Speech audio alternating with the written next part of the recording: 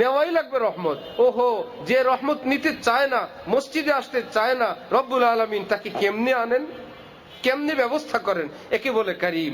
এই জন্য এক বুজুর্গ বলেন, আমার আল্লাহ করিম, মা গাররাকা বিরাব্বিকাল করিম। কোরআন শরীফে রব্বুল আলামিন বলেন, তোমার করিম আল্লাহ থেকে তোমাকে কে নিয়ে গেল? যে নিয়ে গেল সে কি আল্লাহ থেকে তোমার বেশি দয়াওয়ালা? সে কি বেশি দেয়, না বেশি আপন, না বেশি প্রিয়জন? আল্লাহ যিনি 24 ঘন্টা তোমাকে দিতেই থাকেন। আসসালামু আলাইকুম ওয়া রাহমাতুল্লাহি ওয়া বারাকাতুহু।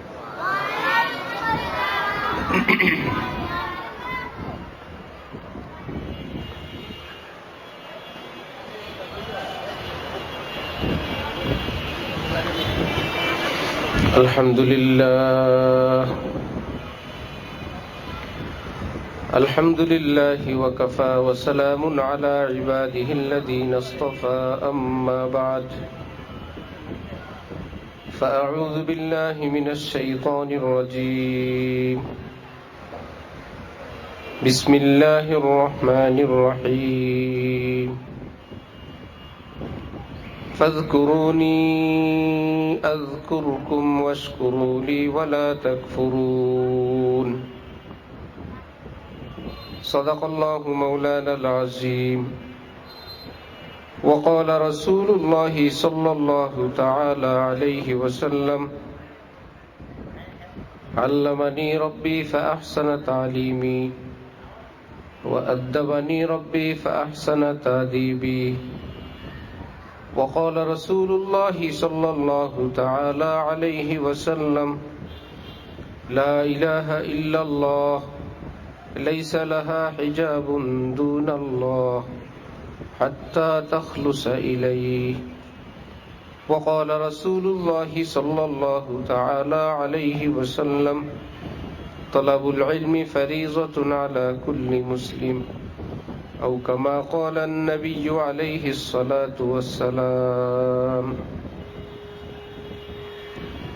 মুআজ্জাজ হাজিরিন, আমি আল্লাহ পাক রব্বুল আলামিনের পবিত্র কালামের অংশবিশেষ তেলাওয়াত করলাম এবং হযরত রাসূল করিম সাল্লাল্লাহু আলাইহি ওয়াসাল্লামের কয়েকখানা হাদিস শরীফ পাঠ করলাম। আল্লাহ পাক কোরআন শরীফ এবং হাদিস শরীফের পরিপূর্ণ নূর আমাদের সকলকে নসিব ফরমান। কোরআনে পাক এবং হাদিসে পাকের হেদায়েত আমাদের সকলকে নসিব ফরমান। কোরআনে পাক হাদিসে পাকের নূরে আমাদের জীবনকে সুন্দর করার, আলোকিত করার তৌফিক দান করেন। কোরআনে পাক হাদিসে পাক নূর ভরা কিতাব। হাকিমুল উম্মত হযরত থানভী নওয়ারাল্লাহু মারকাদাহু বলতেন, কোরআনে পাকের এক এক শব্দের মধ্যে, এক এক হরফের মধ্যে সূর্যের চেয়ে বেশি আলো আল্লাহ পাক রাখছেন।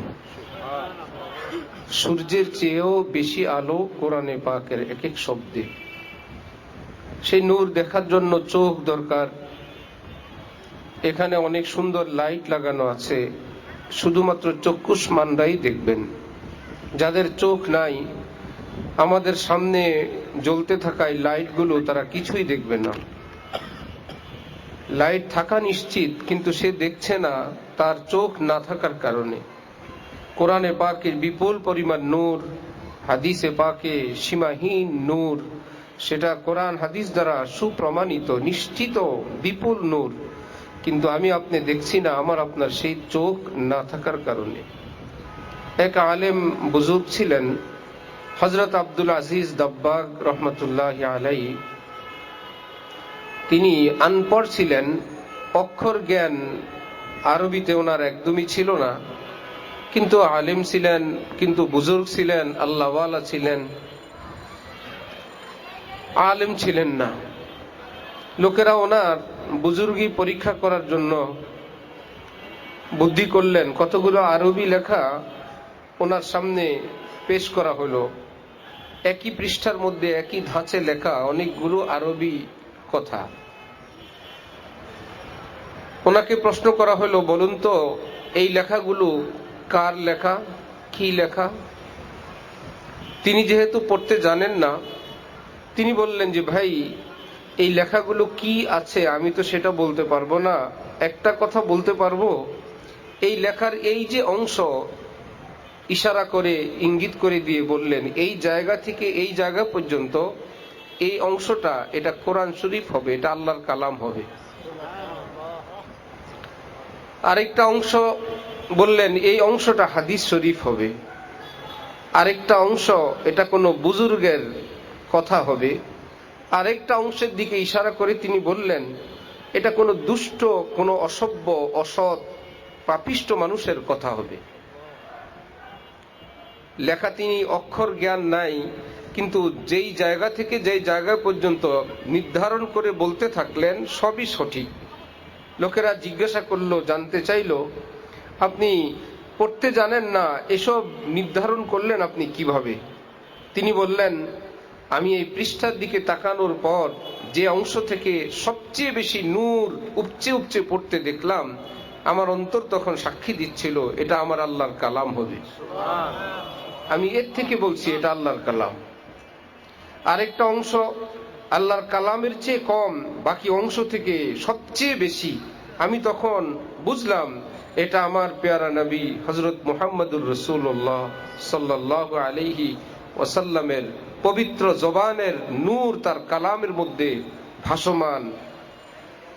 অপর অংশ বললেন এই অংশের মধ্যেও বিপুল নূর, কিন্তু প্রথম দুই অংশের চেয়ে কম।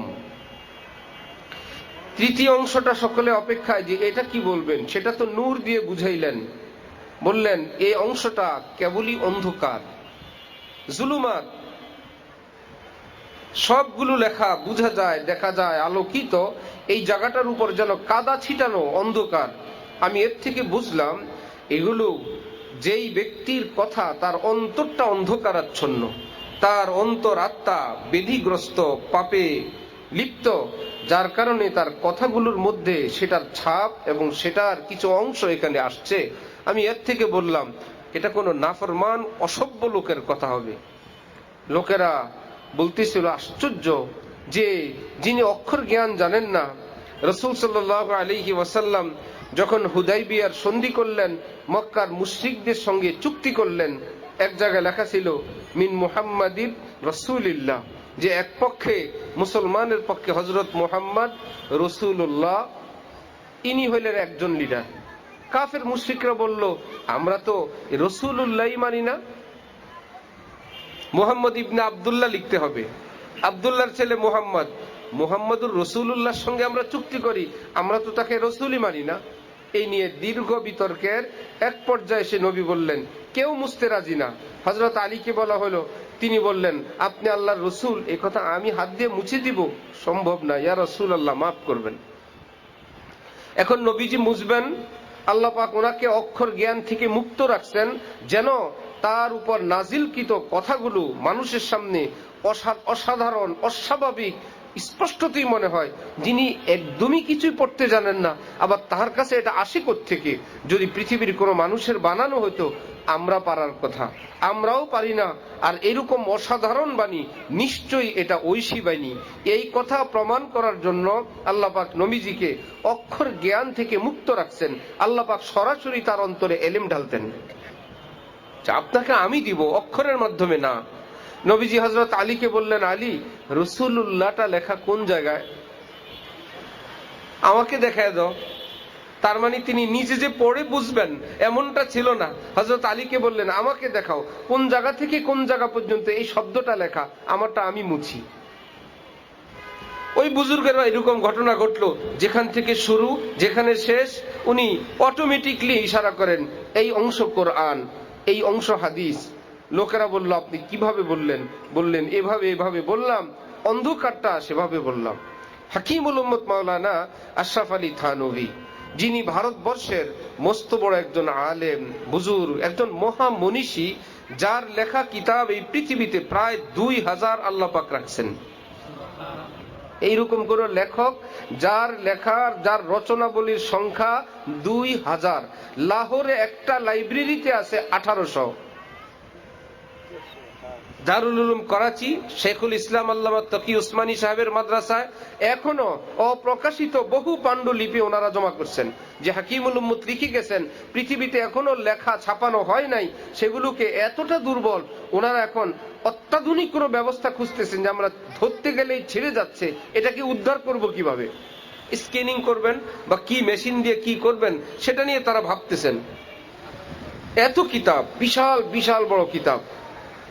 হযরত হাকিমুল উম্মত আশরাফ আলী থানভী, আমাদের দেশি মস্ত বড় বুজুর্গ হাফিজি হুজুর মাওলানা শামসুল হক ফরিদপুরি, হযরত মাওলানা আথার আলী, এত বড় বড় বুজুর্গরা যার হাতে এত বড় হয়েছেন, সে হাকিমুল উম্মত থানভীর নিকট কিছু লেখা এভাবে পেশ করা হইল। ওনাকে বলা হয় নাই এই লেখাগুলো কার। হযরতকে বলা হইল, হযরত বলুন তো এই লেখাগুলোর ব্যাপারে একটা মন্তব্য। তিনি বললেন, উসকি কিতাবত সে নাজাসত কি বো আতি হ্যায়, এই লেখাগুলোর থেকে নাপাকির গন্ধ আসছে ভাই। কি ব্যাপার?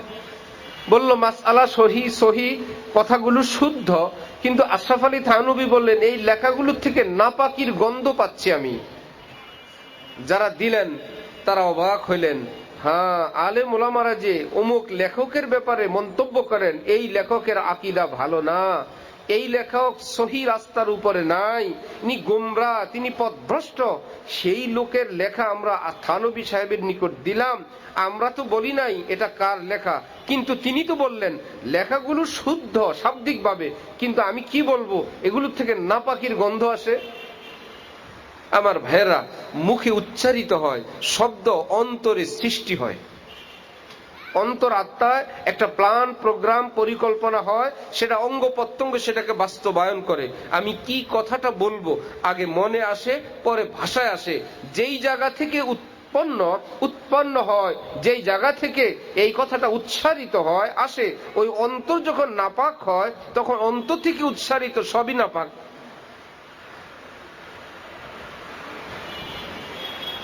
আমাদের গ্রামে একজন মক্তবের ওস্তাদজি ছিলেন, এখনো আছেন। কোন দোকানদার, তার নিকট আপনি চা খেলেন, সদাই করলেন, দোকানদার আপনাকে কিছু টাকা ফেরত দিলে, কোন কোন কাস্টমার খরিদ্দার ওই টাকা হাতে নিয়ে বলতো, ছোট হুজুর আসছিলেন দোকানে? কি ব্যাপার, আসছিলেন? হ্যাঁ, একটু আগে চা খেয়ে গেছেন। কেমনে বললেন? এই তো ছোট হুজুরের গ্রান টাকার মধ্যে। ওনার একটা নির্দিষ্ট গ্রাম ছিল, এই পরিমাণ আতর ব্যবহার করতেন যে যেই টাকা ওনার পকেটে থাকবে এটা লম্বা সময় একটা গ্রাম থাকবে। তো অন্যরা ওনার টাকা যদি কেউ যাইতো জিজ্ঞাসা করতো, ছোট হুজুর আসছিল? হুজুর সদাই করে টাকা দিয়ে গেছেন। তখন বলতো, এই তো ওনার টাকা, এখন ওনার গ্রান আছে। আমরা পড়ি ঢালকানগর বাইতুল উলুম মাদ্রাসায়, ল্যান্ড ফোন আসলো, ফোনের রিসিভার হাতে নিয়ে আমরা জানতাম, বুঝতে পারতাম মোহতামিম সাহেব কিছুক্ষণের মধ্যেই ফোন করে গেছেন, কথা বলে গেছেন। কি ব্যাপার? উনি যে একটা স্পেশাল আতর ব্যবহার করেন, এটা উনি যেদিক থেকে যান সেখানেও খুশবু ছড়ায়, যেই জিনিস ধরেন ওই আতরওয়ালা হাত দিয়ে ওর মধ্যে একটু ঘ্রাণ লেগে যায়, এই রিসিভারের মধ্যে এই খুশবু, আমরা বুঝছি হুজুর আসছিলেন, হ্যাঁ একটু আগে হুজুর কথা বলে গেছেন। বাহ্যিক খুশবু যেরকম এই পৃথিবীতে ট্রান্সফার হয়, স্থানান্তরিত হয়, এক জায়গা থেকে আরেক জায়গায় চলে যায়, ঠিক বাতিনি গন্ধ এবং খুশবু সেটাও এরকম ট্রান্সফার হয়। আল্লাহ পাক যাদেরকে সেই রকম চোখ দেন তারা সেটা বুঝতে পারেন। হযরত ওসমান রাদিয়াল্লাহু আনহু, ওনার মজলিসে এক ব্যক্তি আসছেন, বাইরের থেকে আসছেন, হযরত বয়ান করতেছেন। হযরত ওসমান বললেন, মা বালু আকওয়ামিন ইয়াতারাশাহু মিন আয়ুনিহিমুজ জিনা, লোকদের কি হলো, তাদের চোখ থেকে কুদৃষ্টির গুনাহ, জিনার গুনাহ ঝরতেছে। রাস্তায় বেপর্দা করে আসছে, এসে এখানে মজলিসে বসছে, সাহস কত বড়! চোখ থেকে এই কুদৃষ্টির এক ভয়ঙ্কর এই গুনাহ তাদের চোখ থেকে উপচে উপচে পড়তেছে, এত বড় দুঃসাহস! আমি আপনি কি দেখব?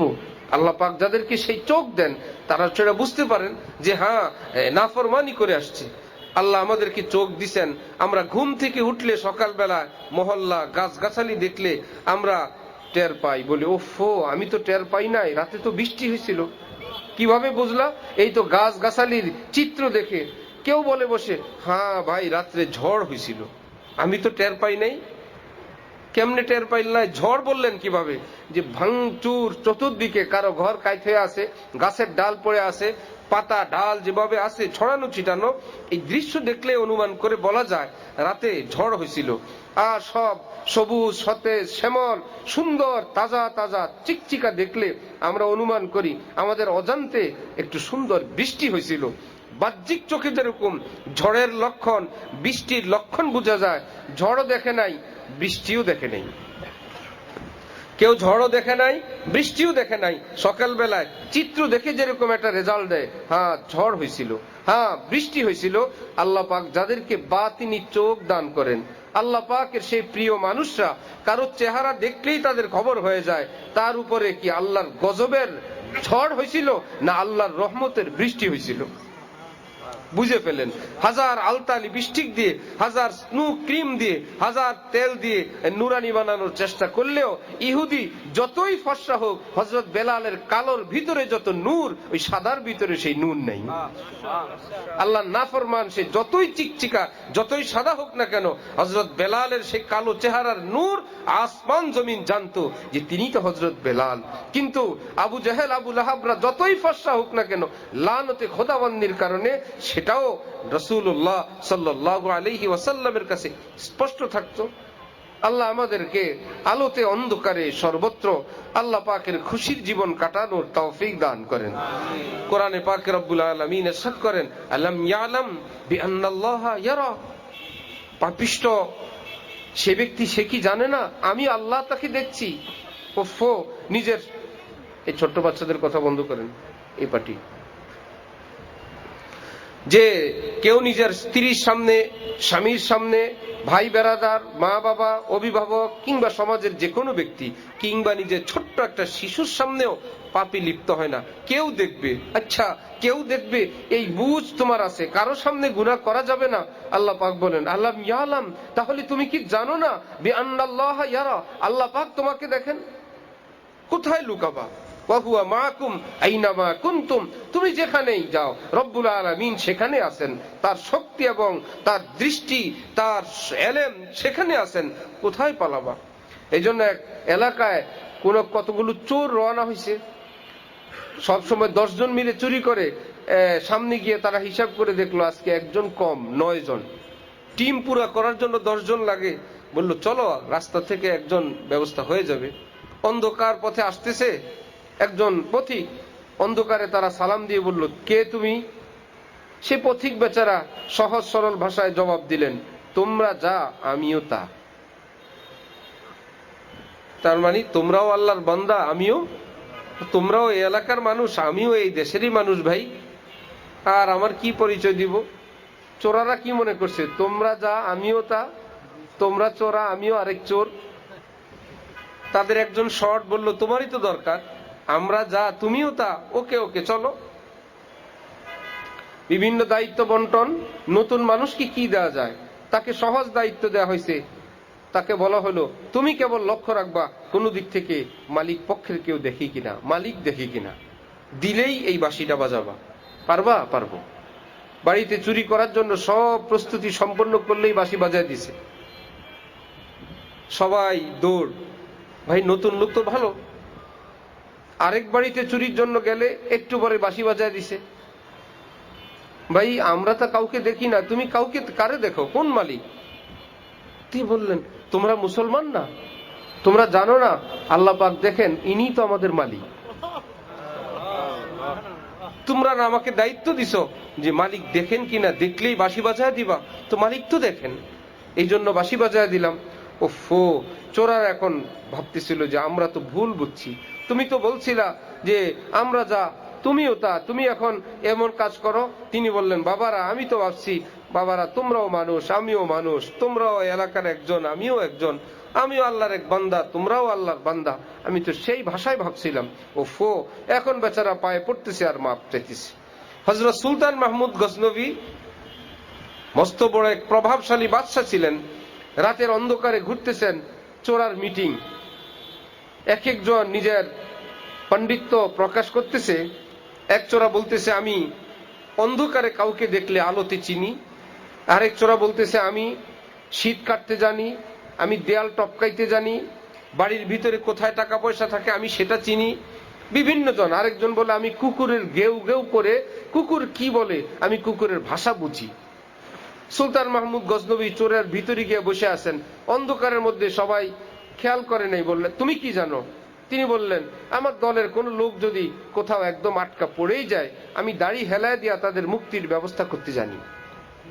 সবাই তো বলে এটাও তো দরকার, লিগেল অ্যাডভাইজার, একজন আইন বিশেষজ্ঞ, এ তো আমাদের দরকার।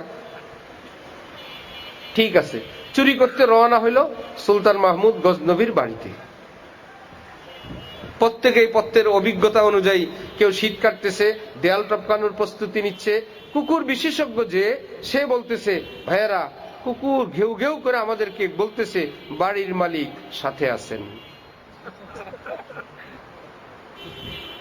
সবাই বলে যে তুমি কেমন বিশেষজ্ঞ, আমাদেরকে ধোঁকা দেওয়ার চেষ্টা করছিলা, আমরা তো কিছুই জানি না, ভাবছো যাই বলে দিবে সেটাই অনুবাদ হয়ে যাবে।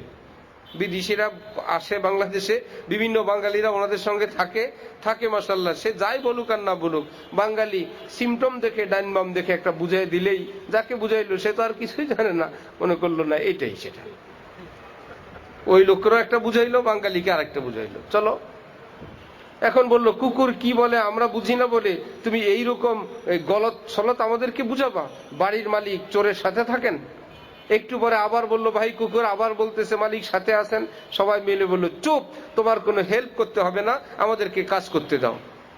বিশেষজ্ঞরা শীত কাটলো, দেয়াল টপকাইলো, বাড়ির ভিতরে সিন্দুক চুরি করলো, তারপরে যার যার মতন পালায় চলে গেল, যে যেদিক পারলো। সুলতান মাহমুদ গজনবী তো নিজে দেখছেন, সচক্ষে প্রত্যক্ষ করার পর গোয়েন্দাদেরকে বললেন যাও এই এই চেহারার এই এই ব্যক্তিগুলোকে ধরে নিয়ে আসো। সব কটাকে গ্রেফতার করে নিয়ে আসলে একজন ছিল অন্ধকার বিশেষজ্ঞ, সে ব্যক্তি এখন সুলতান মাহমুদ গজনবীর দিকে তাকায়, সে তো এখন চিনে ফেলছে যে এ তো রাতের মিটিং এ আমাদের সাথে ছিল। অন্ধকারে দেখলে আলোতে চিনে, এবং সে বলে উঠল যে মহা জাহাপনা, রাতের মিটিং এ আমরা কে কি পারি আমরা সেটা প্রকাশ করার পর সেটা বাস্তবায়নও করে দেখাইছি। আপনিও একটা কথা বলছিলেন, আপনি আপনারটা বাস্তবায়ন করেন। আমরা শীত কাটতে জানি, দেয়াল টপকাইতে জানি, চুরি করতে জানি, করে দেখাইছি। আপনি তো বলছিলেন আপনার দলের সদস্যরা আটকা পড়ে গেলে আপনি তাদের মুক্তির ব্যবস্থা করতে পারেন। সুলতান মাহমুদ গজনবী বললেন ঠিক আছে যাও, মাফ করে দিলাম। হযরত জালালউদ্দিন রুমি রহমতুল্লাহ আলাইহি মসনবী কিতাবে এই ঘটনা উল্লেখ করে বলেন, হে আল্লাহ, আপনি তো কোরআন শরীফে বলছেন আমরা নাকি এই ভুল বিচ্যুতি করে ফেললে আপনি চাইলে সব মাফ করে দিতে পারেন। আমরা ভুল করতে পারি, আমরা তো আমাদেরটা দেখাইলাম। আমরা গুনাহ করতে পারি, সেটা তো প্রমাণ করে দেখাইলাম। আপনি তো বলছেন আপনি তাওয়াব, আপনি গফফার, হাজার ভয়ঙ্কর থেকে ভয়ঙ্কর পাপাচারীকে আপনি এক মুহূর্তে মাফ করে দিতে পারেন। আল্লাহ, আমরা তো আমাদেরটা করে দেখাইলাম, আপনি আপনারটা করে দেখান। গালিবি বর জাযবা আয় মুশতারি শায়াদার দর মন্দেগারা ওয়াখিরি। হে আল্লাহ, পৃথিবীতে বড়র চেয়ে বড়, বড়র চেয়ে বড়, বড়র চেয়ে বড় একজন কাউকে কোথাও আটকায় দিলে এর বড় জায়গা থেকে ফোন আসলে সঙ্গে সঙ্গেই তাকে ছেড়ে দেয়, কোথাও ছেড়ে দেয়, কোথাও বাড়িতে পৌঁছায় দিয়ে আসে, কোথাও বাড়িতে পৌঁছে আসার সময় একটু মাপ চেয়ে আসে। আসামি ধরছে, সে আসামিকে বাড়িতে পৌঁছায়া আবার সরি বলে স্যার চিনতে পারি নাই, মাফ করে দেন, এমন জায়গা থেকে ফোন আসছে যে আসামির কাছে মাপ চায়। বড়র বড় আছে, যে ধরতে গেছে তার বড় জায়গা থেকে আসছে। একবার গুলশান এলাকায় অবৈধ মদ কোন জায়গা থেকে জব্দ করতেছিল, পরে পত্রিকায় আসছে যে কিছু বস্তায় ভরছে। তারপরে কোনো এক অজানা জায়গা থেকে ফোন আসার পর যারা অভিযানে গেছিলেন ওই বোতলগুলো বস্তার থেকে খুলে তাকে তাকে ভাঁজ করে রাইখা তারপরে আসছে। শুধু মদ রাইখা আসে নাই, যেটা যেখানে ছিল সেখানে আবার ভাঁজ করে রেখে আসছে। বোঝা গেল বড় কোন জায়গা থেকে হেলো আসছে। জালালউদ্দিন রুমি বলেন, হে আল্লাহ, আপনি বড় জায়গার দৃশ্য আমি দেখলাম, কিন্তু আমি খোঁজ পাইলাম আপনার বড় আর কেউ নেই। আপনাকে হেলো করার, আপনার অভিযান স্তব্ধ করার, বন্ধ করার আর কারো সাহস নাই। আপনি সিদ্ধান্ত নিলে সেটাই চূড়ান্ত। আপনি আহাদ, আপনি সমাদ, কুল হুয়াল্লাহু আহাদ আল্লাহুস সামাদ, আপনি একা, আপনার কোনো শরিক নাই, আপনার কোনো উজির নাই, আপনার কোনো মন্ত্রী পরিষদ নাই, আপনার কোনো বিরোধী দল নাই, আপনার বিরোধী দলে যাওয়ার আশঙ্কাও নাই, বিচারের সম্মুখীন হওয়ার টেনশন নাই, আপনি যা বলবেন সেটাই সঠিক। এত মহা শক্তিধর আল্লাহ, আমি তো আজকে পাপে জর্জরিত হয়ে ধ্বংস বরবাদ হয়ে গেলাম। আপনি যদি গালিবি বর জাযেবায়ে মুশতারি শায়াদারদার মন্দেগারা ওয়াখিরি, আমাকে একবার এই পাপ টেনে নিয়ে যায়, আমি এর থেকে ছুটি, আরেকটা পাপ আমাকে টেনে নিয়ে যায়, আরেকটা পাপ আমাকে আরেক দিকে নিয়ে যায়, একটা থেকে ছুটলে আমাকে আরেকটা গ্রেফতার করে নিয়ে যায়, আমি গুনার টানের সামনে আমি নিজেকে রক্ষা করতে পারি না। আল্লাহ, আপনি কি আপনার দিকে আমাকে একটু টান দিবেন? আপনি যদি আমাকে একটু টান দেন, আমি তো বিশ্বাস করি আপনি কোরআনে পাকে বলছেন আল্লাহু ইয়াজতাবি ইলাইহি মান ইয়াশা, আপনি যাকে চান নিজের দিকে টান মারেন। আপনি কি আমাকে একটু চাইবেন, একটু টান মারবেন? আপনি টান দিলে আপনার হাত থেকে ছুটায় নেওয়ার এই পৃথিবীতে আর কেউ নেই, কারণ আপনার চেয়ে ক্ষমতাধর কেউ নাই, আপনার হাত থেকে ছিনিয়ে নেওয়ার ক্ষমতা আর কারো নাই। গালিবি বর জাযেবায়ে মুশতারি শায়াদারদার মন্দেগারা ওয়াখিরি, হে আল্লাহ, পৃথিবীতে কত পাপিষ্ঠকে আপনি নিজের আপন বানাইলেন, এই অধমকে, নালায়েক পাপিষ্ঠকে আপনি নিজ দয়ায় যদি একটু দয়া করতেন, আপনার রহমতের হাত যদি একটু ছুঁয়ে দিতেন, আমারও কোনো ব্যবস্থা হয়ে যাইত। আল্লাহ আমাদেরকে আল্লাহকে চেনার, আল্লাহর রহমতকে চেনার বুঝার তৌফিক দান করেন। আমার ভাইয়েরা, হাদিসে কুদসিতে আল্লাহ পাক বলেন সাবাকাত রহমতি গাযাবি, হে আমার বান্দারা, আমার গোপন কথা শুনো, আমার তোমাদের সৃষ্টির আগে আমার রহমত, মায়া, দয়া, এগুলো আমার রাগ, গুসা, এই দুইটার সঙ্গে প্রতিযোগিতা হয়েছিল। একদিকে আমার রহমত, আরেক দিকে আমার গুসা এবং গজব, এই দুইটার প্রতিযোগিতা হইলে আমার রাগ গুসাকে পিছনে ফেলে আমার রহমত আগে চলে গেছে।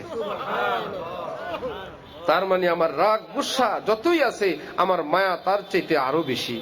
আহা, মা যদি সন্তানকে শতবারও ধমক দেন, এমনকি লানত করে বসেন, বদদুয়া দিয়ে বসেন, মাকে যদি কসম করে জিজ্ঞাসা করা হয়, বলুন তো আপনি কি অন্তর থেকে চান? সে বলবে না, রাগের চোটে বলছি, আমি কি এমনি বলি, ও অন্দর কি জি সে নেই উপর কি জি সে করতা হুঁ, মনের থেকে করি নাই, মুখে মুখে বলছি, মুখে মুখে আরে ভয় লাগাইছি।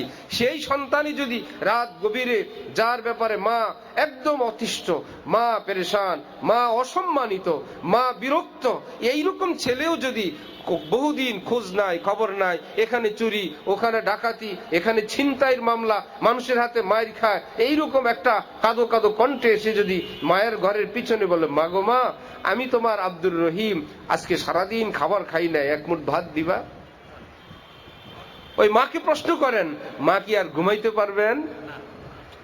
এত অসভ্য, অসৎ, খারাপ, নিকৃষ্ট ছেলের কণ্ঠ যদি মা শুনতে পান, ওই মা আর ঘুমাইতে পারবেন না। কোনো না কোনো ভাবে প্রয়োজনে বাবার থেকে লুকায়া বাথরুমের কথা বলে, হাঁস মুরগির কথা বলে, কোনো না কোনো ভাবে একটা না একটা উসিলা তৈরি করে নিজের ছেলের মুখে ভাত উঠানোর ব্যবস্থা করবেন।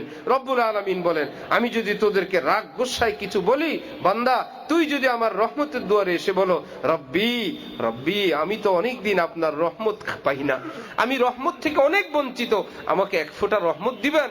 আমার রহমতের দরিয়া জোশ উঠে যায়, মা যেরকম দেওয়ার জন্য অস্থির হয়ে যায়, আমিও ক্ষমা করার জন্য রহমত নিয়ে আগায় চলে যাই। বান্দাকে কেমনে ক্ষমা করা যায়? এই জন্য এক বুজুর্গ বলেন, বাজ আ বাজ আ, হর আঁচে হস্তি বাজ আ। বন্ধুরা, ফিরে আসো, যে যেখানেই চলে গেছো, যত দূর চলে গেছো, ফিরে আসো। হর আঁচে হস্তি বাজ আ, গরচে কাফর ও গব্রু বুত পরস্তি বাজ আ। কাফির হয়ে গেছো, নাস্তিক হয়ে গেছো, মূর্তি পূজক হয়ে গেছো, একদম ঘোষণা দিয়ে কিছু একটা হয়ে গেছো, আরে মিয়া যাই কিছু হয়ে গেছো, আল্লাহ পাক তোমাকে ডাকছেন, আসো, ফিরে আসো। আল্লাহ পাক বলেন, ই দরগায়ে মা দরগায়ে না উম্মিদি নিস, আমি আল্লাহর এই দরবার, এটা নৈরাশ্যের দরবার না। সদবার আগার তওবা শিকাস্তি বাজ আ, শতবার যদি, হাজারবার যদি আমার সঙ্গে ওয়াদা অঙ্গীকার করে ভঙ্গ করো, তওবা ভঙ্গ করো, আবারও আমি বলছি ফেরত আসো, ডাক দাও, আমি এখনো মাফ করে দিব।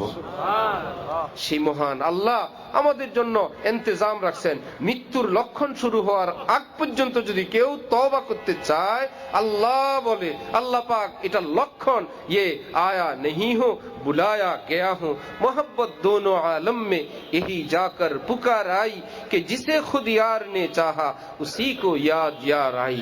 আমার ভাই এই দুনিয়াতে দেখা যায় কেউ একটু ভালো কাজ করে, নিজের সন্তানকে কেউ মাদ্রাসায় দেয়, কেউ কোনো দিনই জলসায় যায়, দান সদকা করে। বুজুর্গানি দিন বলেন না তো ভাই এটা তুমি করো নাই, উপরে থেকে করানো হয়েছে। সে আবার কেমন কথা ভাই? সেটা এমন কথা, সরকারি কোনো প্রকল্প যদি কোথাও বাস্তবায়ন শুরু হয়, কি ব্যাপার, এই এলাকার অধিগ্রহণ জমি সরকার নিয়ে গেল, তারপর কাজ শুরু হইলো, তাহলে ওই এলাকার লোকেরা কি মনে করে আমাদের সরকারি অফিস আদালতে দৌড়ঝাঁপ করা দরকার, এই কাজটা যেন পরিপূর্ণ করে, এরকম কেউ বলে? সবাই বলে কাজ শুরু হয়েছে, তাহলে আগে কাজ প্ল্যানিং সবকিছু ওকে হয়ে গেছে, তারপরেই কাজ শুরু হয়েছে। এখানে ওনারা 10 তলা বিল্ডিং করবেন, কারো অনুরোধে কি 20 তলা হবে? এলাকার লোক এসে বললেন স্যার 20 তলা করেন, সবাই বলল এর প্ল্যানে লেখা আছে কয় তলা হবে। কারো কথায় একটু ব্রিজটা বড় করেন, ছোট করেন, রাস্তাটা চওড়া করেন, তারা বলবে এই সমস্ত মূর্খদের মহল্লায় তো আমরা আর কাজ করি নাই, কোন অঞ্চলে আসলাম, সরকারি কিছু নিয়ম নীতি বুঝে না। এই কাজ শুরুর বহু আগে ইঞ্চি ইঞ্চি হিসাব করে কয় সুতার কয়টা রড হবে, কত বাই কত কলম হবে, কতটুক ছাদ হবে, এত পাই পাই হিসাব করার পর তারপরে মঞ্জুরি হয়, তারপরে ঠিকাদারের কাছে কাজ আসে। এখন তো সেটা বাস্তবায়নের সময় যেভাবে করা আছে, ভালো ঠিকাদার যদি হয় হুবহু সেরকম করে। ঠিক দুনিয়ার সরকার যেরকম আগে পাশ করে, বাস্তবায়ন পরে শুরু হয়। আসমানের সরকারের নিয়ম এই, রব্বুল আলামিন নিজের কোন বান্দাকে বান্দিকে সব যে কোনো সন্তানকে উম্মতকে আল্লাহ পাক আগে তৌফিক দেন, আমার অমুক বান্দাকে অমুক অঞ্চলের তার ছেলেকে মাদ্রাসায় পড়ানোর তৌফিক দিলাম, তাকে দ্বীনি জলসায় উপস্থিত হওয়ার তৌফিক দিলাম, আমি আল্লাহর নাম এতবার উচ্চারণের তৌফিক দিলাম। আগে আসমানে মঞ্জুর হয়, যতবার মঞ্জুর হয় এর একবার বেশি বলার কারো ক্ষমতা নেই। এজন্য এক হুজুর বলেন মোহব্বত দোনো আলম মে यही जाकर पुकार आई कि जिसे खुद यार ने चाहा उसी को याद यार आई। আরে মিয়া, আল্লাহ পাক যাকে চান আল্লাহ পাক তাকে নিজের বানানোর জন্য তৌফিক সাপ্লাই করেন, সেটা এখানে বাস্তবায়ন শুরু হয়। পাকিস্তান একজন চিহ্নিত পাপিষ্ট মানুষ, ভয়ঙ্কর কোন অপরাধী লোক, তার মৃত্যুর সময় আশপাশের লোকেরা আপনজনেরা কোন আলিমকে নিয়ে আসছেন যে তাকে একটু তওবা পড়ান। সবাই তাকে তওবা পড়ানোর জন্য চেষ্টা করতেছে, সে হা করে তাকায় আছে আর বলতেছে ये बातें मुझसे नहीं कही जाती। ভাইয়েরা, এই শব্দগুলো আমার মুখে আসছে না, আপনারা বলতেছেন আস্তাগফিরুল্লাহ বলো, আস্তাগফিরুল্লাহ বলো, লা ইলাহা ইল্লাল্লাহ বলো। সে বলতেছে ভাইয়েরা এই সমস্ত কথা আমার মুখে আসে না। যেই লোক এত লম্বা কথা বলতে পারে, ভাইয়েরা এই সমস্ত কথাগুলো আমার মুখে আসে না, এর চেয়ে আস্তাগফিরুল্লাহ সহজ না? আস্তাগফিরুল্লাহ ছোটটা পারো না, এত বড় কথা বলতে পারো। তখন আলেমরা বুঝে ফেলছেন ওফো, নিয়ম তো হলো আল্লাহ যাকে মাফ করবেন না তাকে আস্তাগফিরুল্লাহ বলতে দিবেন না, বুঝাই যাচ্ছে আল্লাহ তাকে ক্ষমা করবেন না, এই জন্যই আল্লাহর কাছে ক্ষমা চাইতে আল্লাহ দিচ্ছেন না। এর বিপরীতটা, যার মুখে আস্তাগফিরুল্লাহ আসে, বুঝা গেল তওবার দরজা তার বন্ধ হয় নাই। যার মুনাজাত আসে, তওবা আসে, কান্নাকাটি আসে, চোখের পানি আসে, বুঝা যায় ইয়া আসু হে নাদামত কে বুঝা দেঙ্গে জাহান্নাম কো। মিয়া জানো, এটা নরমাল পানি না, এটা চোখের পানি, এটা জাহান্নামের আগুন নিবানোর ক্ষমতা রাখে সেই পানি। ইয়া আসু হে নাদামত কে বুঝা দেঙ্গে জাহান্নাম কো, জাহান্নামকে নিবৃত করার ক্ষমতা রাখে, এটা সেই চোখের পানি। আর এক হাদিস শরীফে আসেই জাহান্নাম যখন ধাউ ধাউ করে আসবে, কোন একজন ফেরেশতা ওই ব্যক্তির কাছে ছোট্ট একটা বোতল নিয়ে এসে বলবে ভাইয়া এই পানিটা আপনি জাহান্নামে নিক্ষেপ করেন। তিনি বলবেন আপনি আমার সঙ্গে ঠাট্টা করেন, বিপদগ্রস্ত মানুষ, আমার সঙ্গে আপনি ঠাট্টা করেন। তখন ফেরেশতা তাকে বলবে ঠাট্টা করি না, এটা নরমাল পানি না, ওই পৃথিবীতে আপনি নির্জনে কিংবা লোকালয়ে আল্লাহর ভয়ে যেখানে কান্নাকাটি করছিলেন, আপনার সেই চোখের পানিটা আল্লাহ পাক হেফাজত করে রাখছেন, আল্লাহ আমাকে পাঠাইছেন, আপনি এই পানিটা মারেন, এটা নরমাল পানি না, এটা চোখের পানি। চোখের পানি বুজুর্গানি দিন বলেন শরীরের রক্ত পানি হয়ে চোখ থেকে বাইর হয়, সেটা চোখের পানি, এত সহজ না, ভীষণ পাওয়ারফুল পানি। আচ্ছা, এটা দিলে কাজ হবে? কোথায় জাহান্নামের আগুন আর কোথায় অল্প একটু পানি দেন। সেই নিরাশ ব্যক্তি বড় বড় আশা নিয়ে ভরসা নিয়ে যে এইরকম নিক্ষেপ করার সাথে সাথে তার দিকে ধেয়ে আসা জাহান্নামের আগুনটা আল্লাহ পাক নিভিয়ে দিয়ে দিবেন। এই জন্য ওটাকে এক বুজুর্গ বলছেন, ইয়াসু হে নাদামতকে বুঝা দেঙ্গে জাহান্নামকো নিয়া, কিছুই নাই, একটু চোখের পানি যা আছে তুমি জানো, এই চোখের পানির ক্ষমতা জানো? আরে गुनाह के बच्चे मुझे क्या डरा रहा है, मुझे उस करीम मुतलक के करम का आसरा है। মাঝে মাঝেই মনে আসে গুনাহের কথা, আমি তো বড় পাপী, আমি তো গুনাহগার, আমার কি হবে, না জানি আমার জাহান্নামেই যাওয়া লাগে।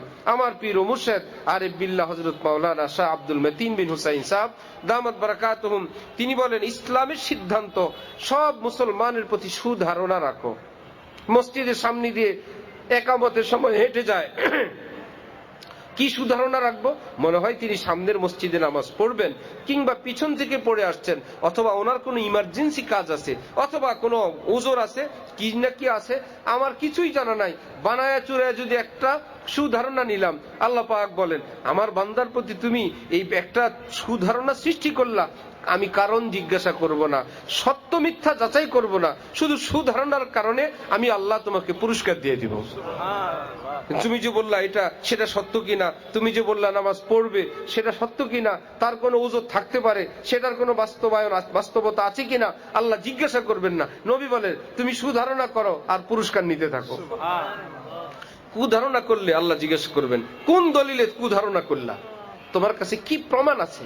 তো হযরত বলেন, মুসলমানের প্রতি সুধারণা, তাহলে নবী রাসূলদের প্রতি কি কুধারণা হবে না সুধারণা? তো আল্লাহর প্রতি তাহলে কি হবে? কুধারণা না সুধারণা?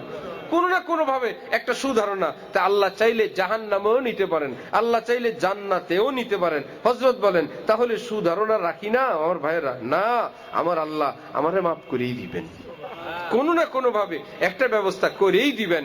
এটাই ইসলামের শিক্ষা, উল্টা শিক্ষা না। অমুককে কিংবা আমাকে কোনো না কোনো কৌশলে আল্লাহ জাহান্নামে ফেলেই দিবেন, এই ধারণা করা হারাম। হ্যাঁ, আমি তো জাহান্নামের কাজ করছি, আমি জানি ধরা খাই কিনা, এই ভয় তো রাখা ফরজ। আমি জানি ধরা খাই কিনা, আমি জানি ধরা পড়ি কিনা, আমার পাপ জানি আমাকে কোন জায়গায় ঠেকায় দেয়, আবার ভিতর থেকে আল্লাহর রহমত এসে উকি দিবে না, একটা না একটা ব্যবস্থা হবেই। এক বাচ্চারা বলেন, আরে গুনাহকে বাচ্চে মুঝে ক্যা ডরা রাহা হয়, আমি একটু গুনাহ করে ফেলছি, আমার ভিতর থেকে কেবলই ভয় আমাকে উকি দেয় আর ভয় লাগায়। তোর খবর আছে, তোর জাহান্নামে যাওয়া লাগবে। মুঝে উস করিম মুতলক কে করম কা আসরা হয়, আমার আল্লাহ করিম তুমি শোনো নাই, আমার রসুল করিম তুমি শোনো নাই? করিম বলে ওই সত্তাকে যে দিতে চায়, যাকে নিতে চায় না তবু দিতে চায়, যাকে দিতে চায় তার উপকারের জিনিস তারপরেও তাকে দেয় না, দৌড়ে পালায় যায়, পিছনে পিছনে দৌড়ে দেয়। মা যেরকম ছোট্ট শিশুকে খাবার খাওয়ায়, মায়ের লাভে না সন্তানের লাভে? খেতে চায়? শতকরা 99% শিশু বিশেষজ্ঞের সামনে আপনি বসে থাকবেন, যত সমস্যা এর সঙ্গে একটা প্লাস, স্যার খেতে চায় না। এটা যোগ আছেই, বিশেষ করে শহরের বাচ্চা, আর যাদেরকে আল্লাহ ধন দৌলত দিয়েছেন আরো বেশি, যত পয়সা বেশি খাওন তত কম, এটা আছেই। ডাক্তাররা এগুলো শুনতেও চায় না, যে এটা ফাও কথা, মানে গুরুত্বই দেয় না, আর বেশি ঝামেলা করলে কিছু একটা দিয়ে দেয়। এবার মা কি বাচ্চা খেতে চায় না বলে ঘুমায় থাকেন? ঘুম পাড়ায় দেন। যার জন্য খাওয়াবেন সে খেতে চায় না, মা প্ল্যান করেন কিভাবে খাওয়ানো যায়, কত না ফন্দি করেন, লোকমাগুলোকে ভাগ ভাগ করেন, এটা তোমার ভাইয়ার, এটা তোমার আপুর, এটা দাদুমণি, এটা খালামণি, এটা নানু আপু, কত নাম বলে। এবার কোনটা খাবে আগে? ভাইয়ারটা। বাচ্চা তো খানা খাবে না, এখন ভাইয়ারটা খায়। এখন কি করবে? এখন কোনটা যা আছে মুখ দিয়ে, তার কোন সিরিয়াল আছে? খালামণিরটা। এখন কোনটা? এখন দাদু আপুরটা। উচিলা একটা একটা দিলেই হয়েছে। এই যে প্ল্যানিংটা, এটাকে বলে করম। কি বলে এটাকে? যার মধ্যে এই গুণ আছে তাকে বলে করিম।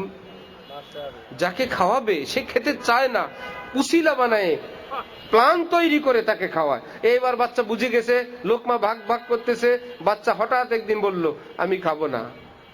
বাচ্চা বুঝছে আগে কয়েকদিন এরকম ভানবুন করে আমাকে খাওয়ায়, এখন কি আর এই খেলা চলে? এবার মা নতুন খেলা আবিষ্কার করে, বলো তো তোমার দাদুর বাসায়, নানা ভাইয়ার বাসায় বিড়ালটা কেমন? ওটা কি কালো বিড়াল নাকি সাদা বিড়াল? যদি এরকম কোনো বিড়াল থেকেই থাকে, বাচ্চা মুহূর্তের মধ্যে মন জগতে ওই বাসায় চলে যায়। এখন বলে বিড়ালটা সাদা। বিড়ালটা কি গেউ গেউ করে না মেও মেও করে? এমন গভীর আলোচনায় ফেলে আর চুপচাপ কেবল লোকমা দিতে থাকে। বিড়ালের গল্প শেষ, ভাতের প্লেটও শেষ। কয়েকদিন পর বিড়ালের গল্প মুখস্থ হয়ে গেছে, আর খাওয়ানো যায় না। নতুন নতুন ইচ্ছাকৃত ভাবে এক একটা প্ল্যান। এই তো টিকটিকিটা দেখো তো কি করে, টিকটিকিটা, এই তো পোকাটা, আচ্ছা কোরবানির গরুটা কেমন ছিল। আরে দুনিয়ার যত আজে বাজে গল্প, কত রকমের কথা সে বলে। উদ্দেশ্য কি গল্প বলা না খাওয়া খাওয়ানো? কারণ মা কারিম, বাচ্চা না খেয়ে শুয়ে থাকবে, মা এটা সইতে পারেন না।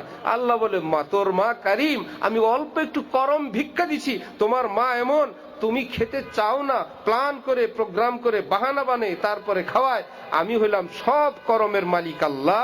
যেই বান্দা নিতে চায় না, আমি আল্লাহ তাকে উসিলা বানায় দৌড়ে দৌড়ে রহমত দিয়ে আসি।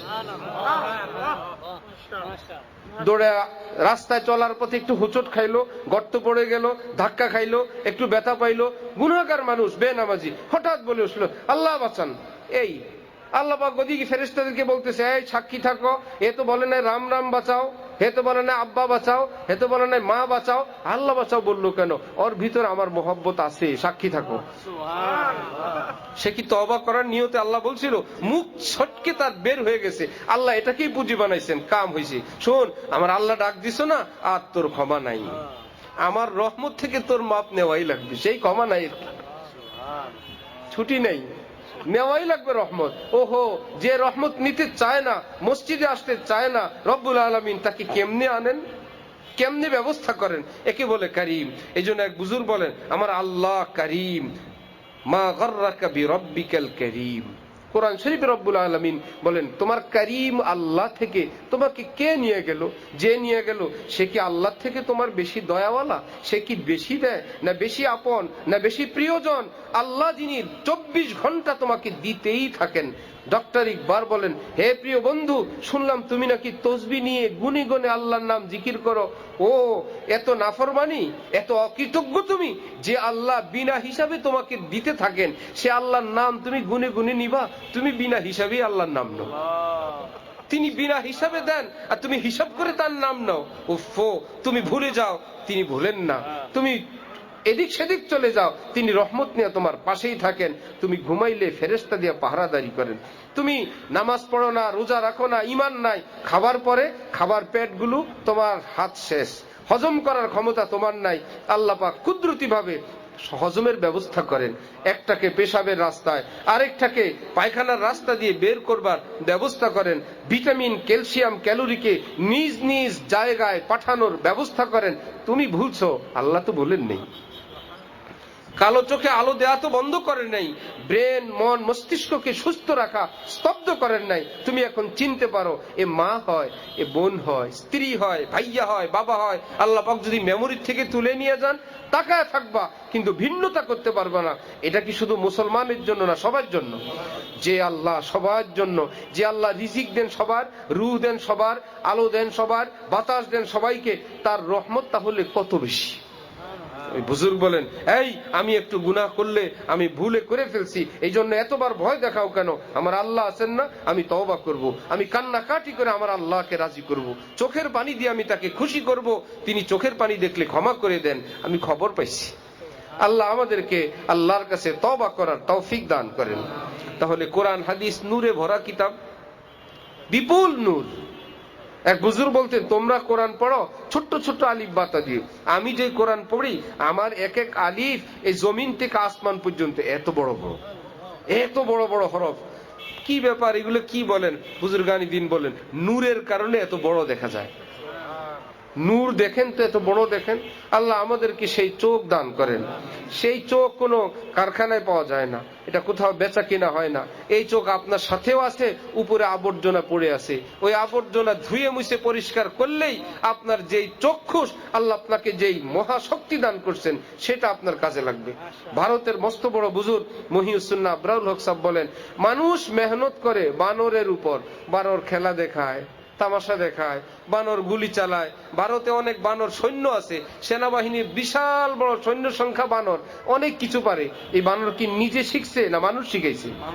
কুকুর, ডগ স্কোয়াড, কত কিছু, তার খেদমত সেবা যত্ন। কুকুর কি জন্মগতভাবে কোনো এরকম শিক্ষিত কোনো কুকুর আছে? তাকে ট্রেনিং দিতে দিতে দিতে দিতে এখানে পৌঁছায়। মানুষ চেষ্টা করে মেহনত করে যদি বানরকে এত বড় বানাইতে পারে, কুকুরকে এত কাজের বানাইতে পারে, এই মানুষের মেহনত যদি আরেকটা মানুষের উপর হয়, সেই মানুষটা যদি সেটা গ্রহণ করে, তাহলে কোথা থেকে কোথায় চলে যায়। ওয়াজ তো হয়, বয়ান তো হয়, কিন্তু গ্রহণ করার লোক নাই, শোনার লোক নাই। হ্যাঁ, গল্পের লোক আছে, রাজনীতির লোক আছে, গীবতের লোক আছে, মারামারি কাটাকাটির লোক আছে, দুনিয়ার আড্ডাবাজির লোক আছে, টেলিভিশন দেখার, মোবাইল চালানোর, ফেসবুক দেখার সময় আছে, একবার আস্তাগফিরুল্লাহ বলার সময় নেই। আমার বন্ধু, আর কত জুলুম অত্যাচার করব নিজের উপর, একটা বার পড়ি না মনে মনে আস্তাগফিরুল্লাহ, কোনো ক্ষতি তো হয়ে যায় নাই। একবার বলি আল্লাহ মাফ করেন। আমার শেখ হযরতওয়ালা ঢালকানগর বলেন, মিয়া আমল নামা দিয়ে ভুলে ভুলে ভরে ফেলো না, ভুলের ফাঁকে ফাঁকে কিছু তওবার ফুলও রেখে দাও, ফেরেশতারা লিখবে এই গুনাহ এই গুনাহ এই গুনাহ, আবার লিখতে হবে একটা আস্তাগফিরুল্লাহ পাওয়া গেছে। আবার ভুল করছে, এটা করে নাই সেটা করে নাই, আবার চিৎকার করে উঠছে আল্লাহ মাফ করেন, এই শব্দ কি লিখবে না? তো কতগুলো গুনাহ আছে, আর বলবে ফাঁকে ফাঁকে তওবাও আছে। রব্বুল আলামিন বলে তওবা কি আছে? আমি তৌফিক দিছি, তারপরে বান্দা মাফ চাইছে, তওবার পিছনে যা আছে ওই তওবার বরকতে সব মাফ করে দাও, সব মিটায় দাও, সব মিটায় দাও। আরে যার জীবনে এইরকম বেশি বেশি তওবা পাওয়া যায়, নবীজি বলেন তুবা, তোমার জন্য আমি সুসংবাদ দিলাম জান্নাতের, লিমান ওয়াজাদা ফি সাহিফাতিহি ইস্তিগফারান কাসীরা, যার আমলনামায় বেশি তওবা পাওয়া যাবে, আমি তার জান্নাতের সুসংবাদ দিয়ে যাচ্ছি। বলবেন তাহলে তার গুনাহ ছাড়তে হবে না, নামাজ রোজা করতে হবে না? আমার ভাইয়েরা, হাদিসের সঙ্গে এমনটা বেয়াদবি করতে নেই, এইরকম বিতর্ক করতে নাই, যেভাবে আছে সেভাবেই মেনে নেওয়া। কিন্তু একটা ব্যাখ্যা যদি বলেন, ভুলও করে, তওবাও করে, নামাজও পড়ে না, ভুল বিচ্যুতি করে, আবার শুনলাম একদম মাঝে মাঝে আস্তাগফিরুল্লাহ বলে, হুজুর এই লোকের কি হবে? এই লোকের হিসাব তো আল্লাহর কাছে। নবীজি বলছেন তার জান্নাতের সুসংবাদ, আল্লাহ যদি মৃত্যুর আগে তার সব গুনাহ মাফ করে কবরে নেন, আপনি কি করবেন? বলবেন আরেকজনেরটা খাইছে, আল্লাহ যদি চান যারটা খাইছিল তার মুখ থেকে ওদিক থেকে বাইর করে দিচ্ছেন। সেই লোক যদি বলল, আল্লাহ যতজন আমার হক নষ্ট করছে আমি সবারই মাফ করে দিলাম, এই বিপদ থেকে আমারও উদ্ধার করো। বিপদে পড়ে না অনেকে, নিজে অসুস্থ হয়, বিপদে পড়ে, শেষে বলে আল্লাহ যারা হক নষ্ট করছে, টাকা মারছে, গালিগালাজ করছে, সবাইকে মাফ করে দিলাম, এই উসিলা তুমি আমারও সুস্থ করো।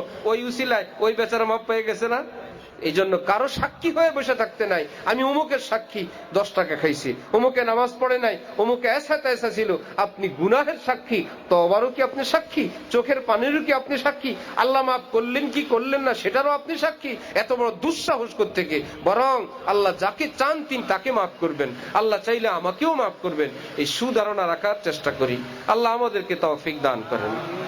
এখানে আমাদের দোস্ত জনাব আশরাফ মিয়া, আমাদের এখানের এই মাদ্রাসার প্রতিষ্ঠাতা, খুব মহব্বত করেন, বারবার বলতেছিলেন এই এলাকায় তো আমার এমনিতেই আসা যাওয়া ছিল, আশপাশে কোথায় জানি মাহফিলেও আসছিলাম, তো অপেক্ষায় ছিলাম মাদ্রাসা জাওয়াল উনুরে কবে আসব। আলহামদুলিল্লাহ এখানে এসে আপনাদের এই পরিবেশ এবং আপনাদের আগ্রহ ভরা অপেক্ষা, বয়ান শোনা দেখে অন্তর অনেক বেশি আনন্দিত, অনেক বেশি খুশি। আল্লাহ আপনাদেরকে আমাদেরকে কবুল ফরমান। অনেকে অভিভাবক আছেন এখানে, অনেক মা বোনরাও আছেন, অভিভাবকদের জন্য, ছাত্রদের জন্য শিক্ষকরা আছেন। আমরা একটু সংক্ষিপ্তভাবে আমাদের এই কর্তব্য নিয়ে আমরা একটু বুঝি। একটা রিক্সা যেরকম 3 চাকা মিলে একটা রিক্সা হয়, সেটা যে কোনো একটা চাকা যদি না থাকে, ভেঙে যায়, ওই গাড়িটা কি চলবে? অধিকাংশই তো আছে, একটা নাই, দুইটাই তো আছে, আপনি অধিকাংশ দিলে হবে না, লাগবেই, 3টা লাগবে। একটু 19-20 হইতে পারে, অচল হইলে হবে না। ঠিক একজন তালেবে আলেম, একজন মাদ্রাসার শিক্ষার্থী, হাফেজ, আলেম, বুজুর্গ, আল্লাহ ওয়ালা হওয়ার জন্য আমরাও হইলাম 3 চাকা, অভিভাবক 1 চাকা, শিক্ষক আরেক চাকা, ওই ছাত্র আরেক চাকা। 3 চাকা 3 জায়গায় যথাযথ সার্ভিস দিলে এই এলমের চাক্কা চলবে। 1 চাকা ফেল করলে আর 2 চাকা দিয়ে রিক্সা চলবে না, যেটাই ফেল করুক। তার মানে আমি এটাকে আরেক ভাবেও বলতে পারি, খেজুর গাছের হাড়ি দেওয়ার সঙ্গে, যারা রস সংগ্রহ করে তাদের সঙ্গে, একটা হলো গাছ, আর এটা হলো গাছি যিনি কাটেন, আর এটা হলো হাড়ি, যে হাড়িতে রস পড়ে, সেখানেও 3টা পারপাস। গাছে যদি রস না থাকে তাহলে কি রস কপালে আছে? গাছি যতই ভালো হোক, একদম সুন্দর করে ধূপ পরিষ্কার দা দিয়ে, ছেনি দিয়ে, কাস্তে দিয়ে, এবং অত্যন্ত দামি সুন্দর একটা কিছু একটা হাড়ি দিল, গাছেই রস নেই।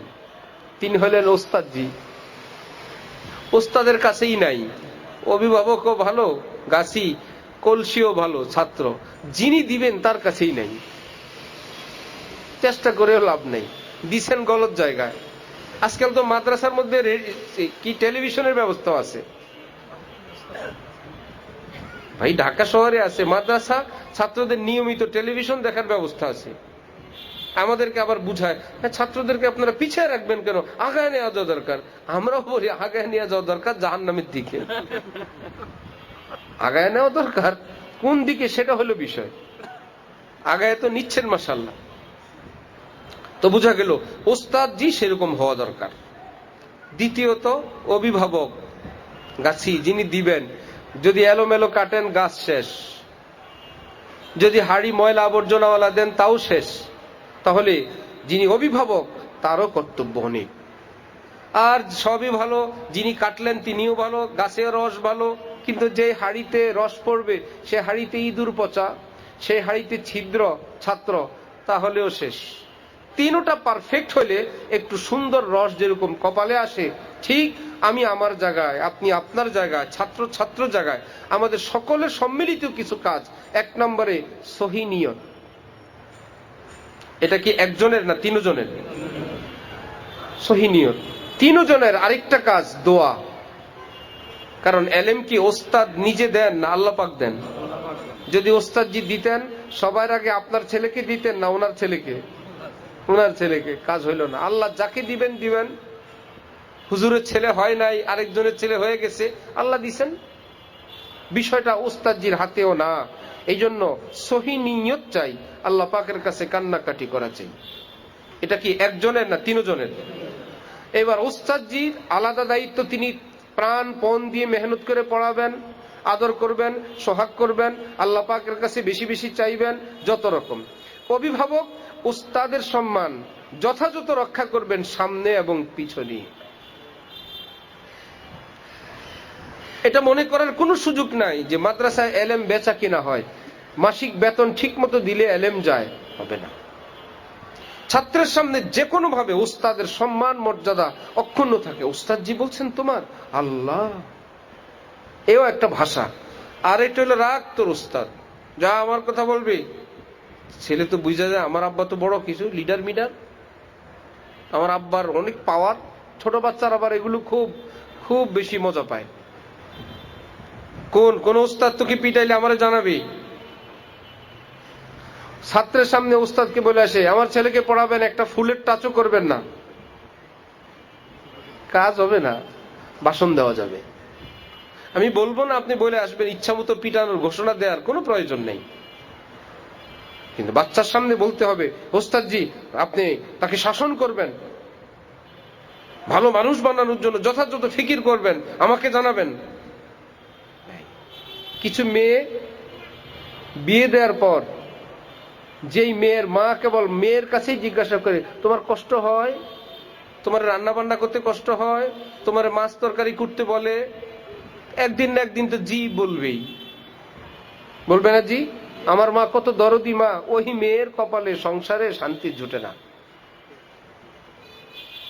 মা নিজেই জিজ্ঞাসা করে, কষ্ট হয়, শাশুড়ি কষ্ট দেয়, ননদ কিছু বলে, অনেক রাত্রে উঠতে হয়, সকালে কয়জনের রুটি বানাও, এগুলো মানুষের কাজ। এই মেয়ে আজ যে এই মেয়ের মা বলে দিব সেখানেই থাকবা, এগুলো করতে হয়, আমরা এগুলো করেই বড় হয়েছি। একটু 19-20 আছেই, সব বাড়ি সব সংসার একরকম না। সেখান থেকে ফোন দিল, এসা তেসা আমাকে নিয়ে যান, আমি আর থাকবো না, আমি আর মরে যাব। মা যদি বললো মরলে ওই বাড়িতে মরো, আমরা জানাজায় আসবো, তখন মেয়ে কি বিচার দেওয়া বাড়ায় দিবে না কমাবে? এই জন্য অভিভাবকরা যদি খুঁটে খুঁটে জিজ্ঞাসা করেন, তোমার খেতে মজা লাগে, কোনো সমস্যা হয় না তো, ওস্তাদজি মারে না তো? মারে না। ধমক দেয় না তো? দেয় না। আর কাউকে ধমক দেয়? হ্যাঁ, আরেকজনকে ধমক দেয়। এবার অভিভাবক এসে বলল, আপনার শিক্ষকরা এক ছাত্রকে ধমক দিছে, আমার ছেলে দূরে বসা ভয় পাইছে। মাদ্রাসায় পড়াবে ছেলে, ওস্তাদ যে আরেক ছাত্রকে ধমক দিছে, ওনার ছেলে এক পাশে বসে কি হয়েছে, ভয় পাইছে। ডাক্তার সাহেবের কাছে নিছে, ডাক্তার সাহেব এগুলো অধিকাংশ হলে এখন মাথা পাগল। দেখেন না মুসলমানি করাইতে গিয়ে রুগী মারা যায়, কত বড় অভিজ্ঞ ডাক্তার। হ্যাঁ, হাজমরা কাটছে জীবনে, একজনও মরে নাই। ওনারা এখন MBBS পাশ করে বড় বড় PhD নিয়ে একখান মুসলমানি করাবে, রুগী মারা যায়। এত বড় ডাক্তার গেলেই এই পাগলরা জিজ্ঞেস করে, মাদ্রাসায় পড়ে এতটুকুন ছেলে, বিসমিল্লাহ কয়ে মাথা খারাপ করে দিই। কয়টা বাজে উঠো? আল্লাহ, সেই ভোর রাতে উঠো। আপনার ছেলেটা তো মেন্টালি সমস্যা হয়ে যাবে। মেন্টাল সমস্যা ছেলের না ডাক্তারের? পাগলে চিকিৎসা করে সুস্থের। ছেলেকে বলে মারে না, শাসন করে, ধমক দেয়, জি।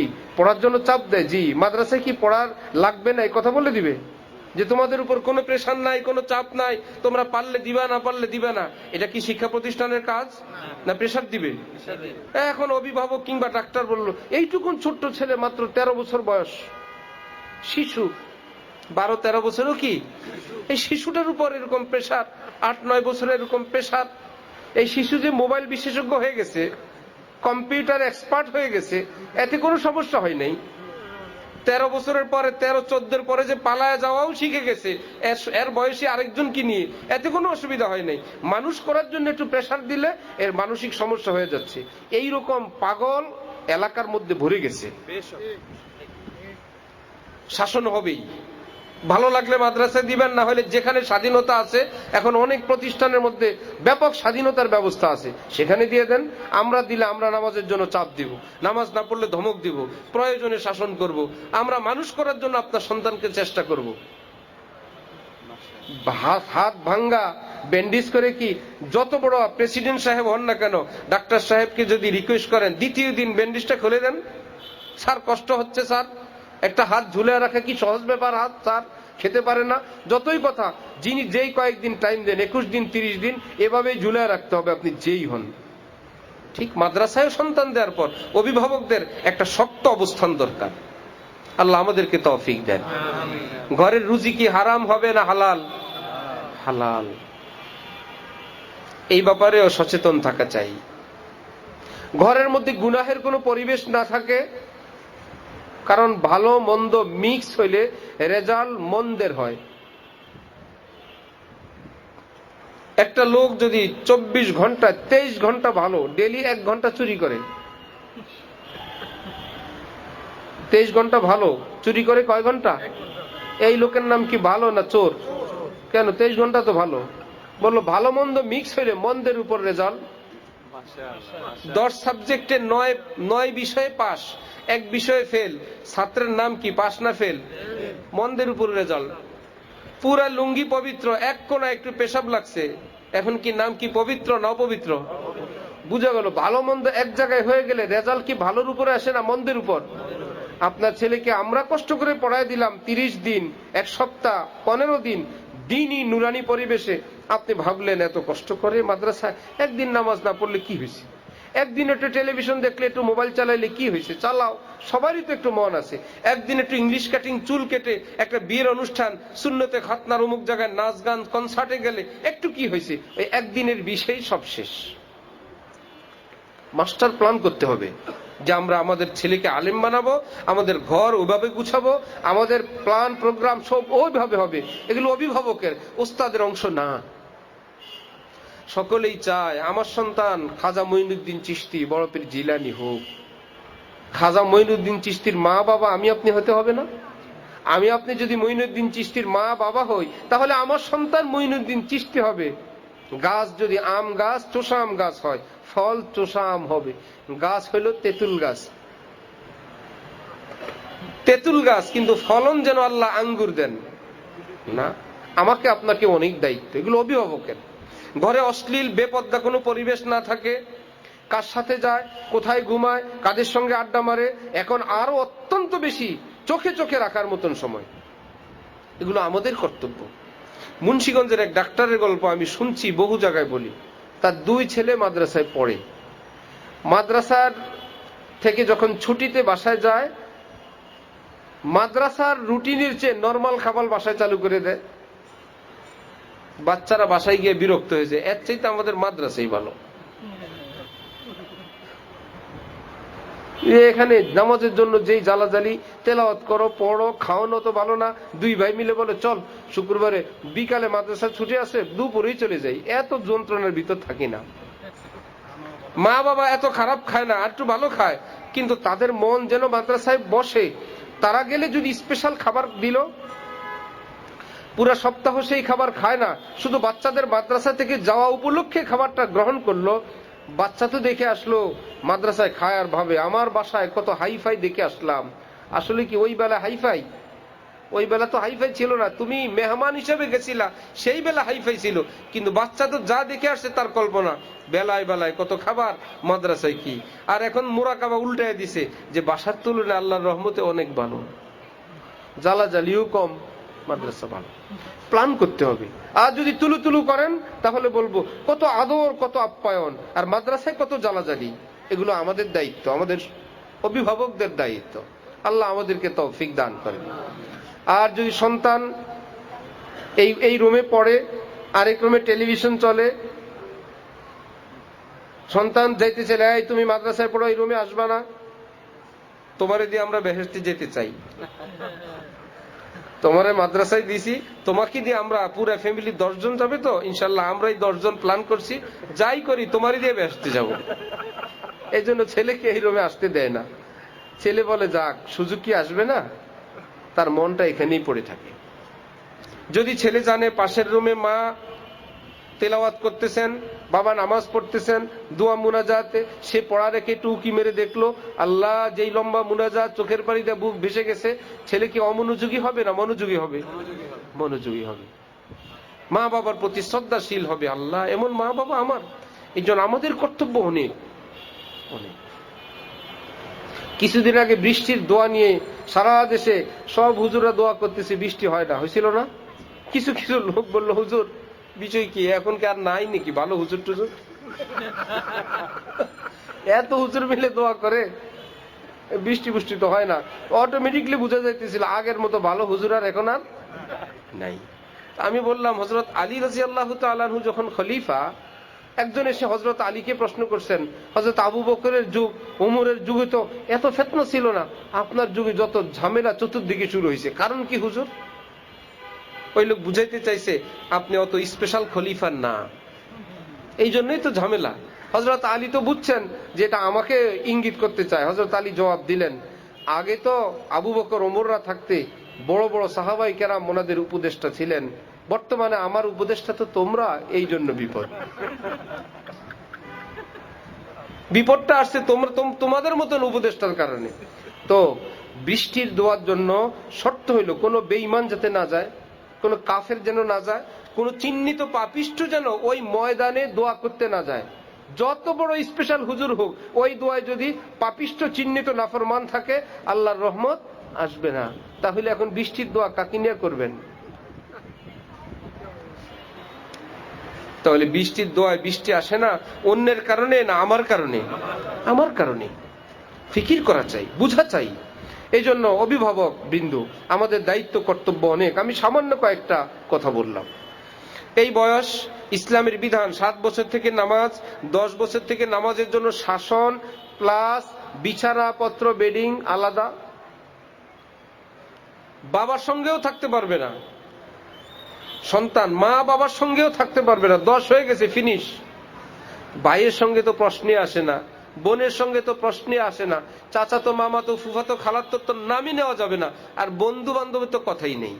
10 হয়ে গেছে, ফিনিশ। আজকে কোথায় আমরা জেগেও আমরা ঘুমন্ত, আমরা দেখেও দেখছি না, যার জন্য আমাদের ক্ষতি বেশি হয়ে যাচ্ছে।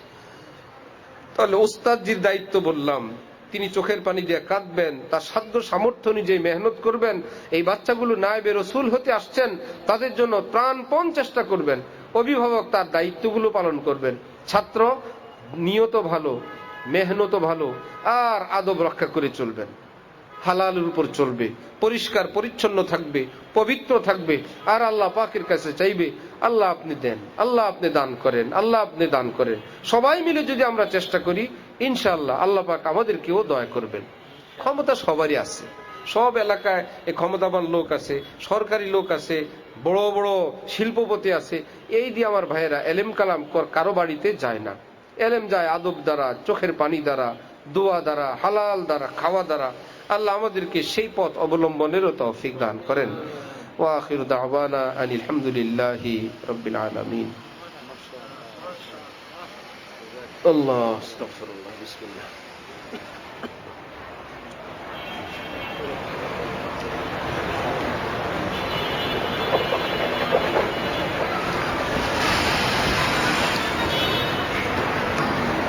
আল্লাহ দুরূদ শরীফ পড়েন। আল্লাহুম্মা সাল্লি আলা সাইয়্যিদিনা।